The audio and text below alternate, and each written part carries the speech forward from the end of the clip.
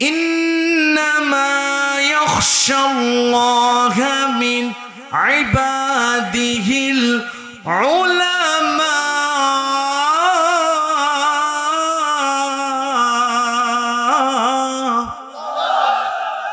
জমিনের সবচেয়ে বেশি আলেম ওলামারা ডাকে। এই আলেম ওলামা যখন মসজিদের মেম্বরে বসে কোরআন থেকে কথা বলে, কিছু মসজিদ কমিটির সভাপতি আর মাহফিল কমিটির সভাপতি এই রকম হয়। কথা বলেন, কথা বলেন, কথা বলেন, কথা বলেন, কথা বলেন। ও মুসলমানেরা, বুঝতে হবে এই সিংহাসন বিশ্বনবীর চেয়ার, এটা হযরত ওমর, ওসমান, আলী, খাব্বাব, খুবাইবের চেয়ার। এই চেয়ার আল্লামা সাঈদীর চেয়ার। কোন মুফাসসির কোরআনের মঞ্চে বসে, মসজিদের মেম্বারে বসে মসজিদ কমিটির মন সন্তুষ্টির জন্য নয়, সেক্রেটারির মন সন্তুষ্টির জন্য নয়, মুসল্লি আর ফাতার মন সন্তুষ্টির জন্য নয়, হুজুরের মন সন্তুষ্টির জন্য নয়, কথা বলবে আল্লাহকে সন্তুষ্টি করার জন্য। এতে চাকরি থাকলে থাক, জেলে যাক, দেখার কোনো বিষয় নাই। কথা বলেন ঠিক কিনা? কিছু বলবেন না, আমি কিছুই বলছি না, আমি ডাইরেক্ট কোরআন বলছি। কথা বলেন ঠিক কিনা? যেখানে মুসা নবীর কথা বলবেন সেখানে ফেরাউনের কথা আসবেই, যেখানে নমরুদের কথা বলবেন সেখানে ইব্রাহিম নবীর কথা আসবেই, যেখানে মোল্লাদের কথা বলবেন সেখানে আমার ভাইরা জালেমদের কথা আসবেই। এই দুটি দলে এত নির্যাতন করলো, 16 বছরে পালায় নাই, আর ওরা 16 ঘন্টাও থাকতে পারে নাই। কথা বলেন, কথা বলেন, কথা বলেন। ভাইরা আমার, জমিন যখন এগুলো বলে দিবে ওদের চোখ হয়ে যাবে বড় বড়। কি হয়? আল্লাহু আকবার কোন? কোরআনুল কারীম বলছেন 3 নম্বরে, আকাল আল ইনসানু মালাহা, সংশয়বাদী আর নৈরাজ্যবাদীরা বলবে এই জমিনের কি হলো, জমিন এগুলো বের করে দেয় কেন? এখন যারা আলেম ওলামা আছেন তারা বলবেন হুজুর তাফসীর আবার ভুল করেছেন, ইনসান নিসিয়ন থেকে গঠিত।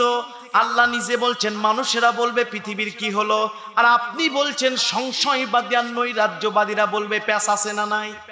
তাফসীর বলা হয় প্যাঁচ লাগিয়ে দাও, প্যাঁচ খুলে দাও। আমার ভাইরা, কোরআন বুঝতে গেলে রাসূলের হাদিস বুঝতে হবে।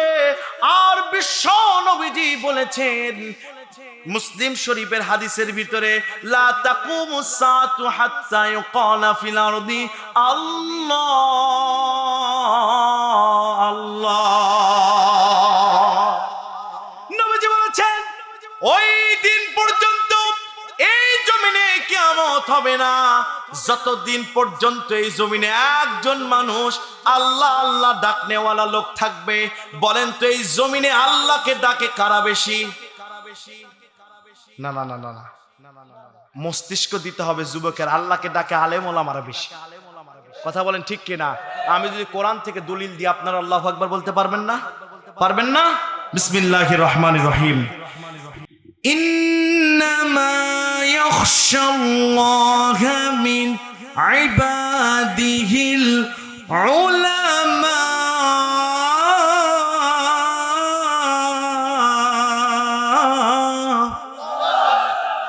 জমিনের সবচেয়ে বেশি আলেম ওলামারা ডাকে।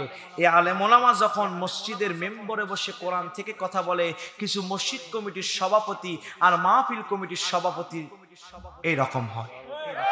কথা বলেন, কথা বলেন, কথা বলেন, কথা বলেন, কথা বলেন। ও মুসলমানেরা, বুঝতে হবে এই সিংহাসন বিশ্বনবীর চেয়ার, এটা হযরত ওমর, ওসমান, আলী, খাব্বাব, খুবাইবের চেয়ার। এই চেয়ার আল্লামা সাঈদীর চেয়ার।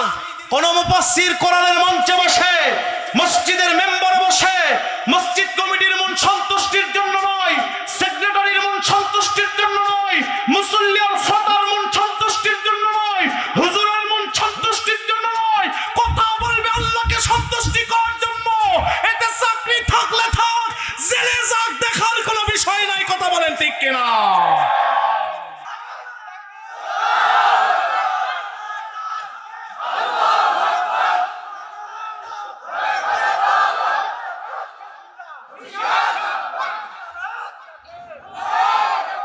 আমি আমার মসজিদে বলেছি, আমার মসজিদের একজন মুসল্লির যা সম্মান সভাপতির একই সম্মান।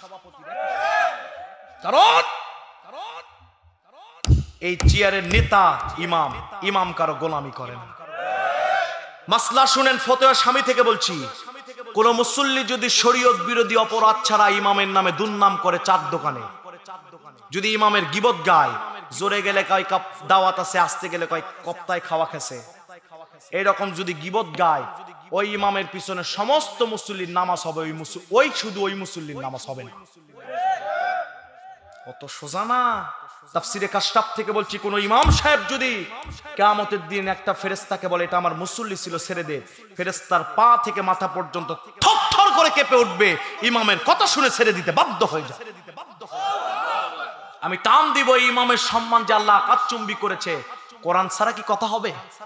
জোরে বলেন, আমি টান দিব। আল্লাহু আকবার বলতে পারবেন না? আপনারা আছেন না গেছেন? আমি কিন্তু দেখতে চাই কুড়িগ্রামের মানুষ কোরআনকে ভালোবাসে কতটুকু, কথা বলেন ঠিক কিনা?